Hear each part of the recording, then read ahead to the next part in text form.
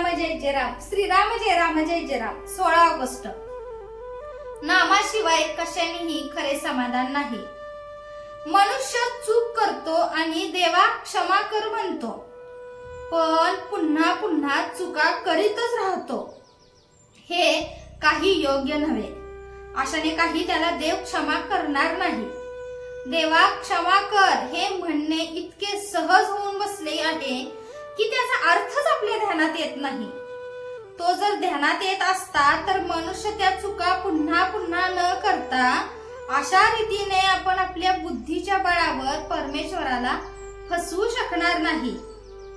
बुद्धीच्या जोरावर जर आपण माणसालाही फसवू शकत नाही तर परमेश्वर कसा फसेल?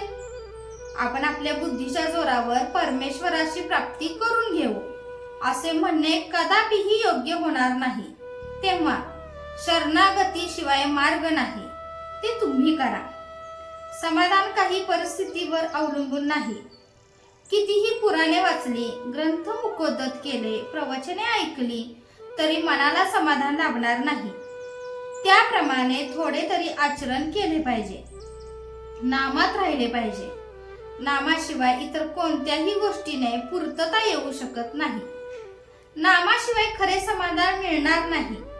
तेव्हा तुम्ही भगवंताला अनन्य भावाने शरण जाऊन त्याचे नाम आवडीने आणि सतत घ्या. एक गरीब वारकरी पंढरपूरला चालला होता. मोठ्या कष्टाने तो पायी चालला होता. वाटेत एक रेल्वेचे फाटक लागले. ते बंद होते म्हणून तो थांबला. इतक्यात तिथे एक मोटार येऊन उभी राहिली. आत एक मोठा श्रीमंत माणूस बसला होता. तोही पंढरपूरला चालला होता. वारकऱ्याच्या मनात आले, देवा तुझी एवढी निस्सीम भक्ती मी करतो, परंतु माझी ही दशा आणि हा लबाड व्यापारी याला मात्र तू सर्व ऐश्वर्य देऊन आरामात पंढरपूरची यात्रा घडवतोस. काय तुझा हा न्याय? एवढ्यात मोटारीचे दार उघडून 2 नोकरांनी त्या श्रीमंत माणसाचे हात आपल्या खांद्यावर घेऊन त्याला खाली उतरवले. तो पांगळा होता. वारकऱ्याने विचार केला, पांगळा होऊन आरामात पंढरपूरला जाण्यापेक्षा गरिबीत पायी जाणे बरे. आपल्या जवळ जे नाही ते त्याच्यापाशी आहे, तो सुखी असला पाहिजे हे आपण धरून चालतो, पण तसा तो नसतो. त्याचे दुःख आपल्याला माहित नसते आणि तो स्वतःला जर सुखी समजत असेल तर तो दारूच्या मदाप्रमाणे मद समजावा. आहे त्या परिस्थितीमध्ये समाधान मानणे हीच विषयाची पकड ढिली करायचा उपाय आहे. आपली परिस्थिती ही परमात्म्याच्या इच्छेने आली आहे असे आपण म्हणूया. असे जर आपण केले तर दुःखाचा आणि सुखाचा आवेग कमी होईल.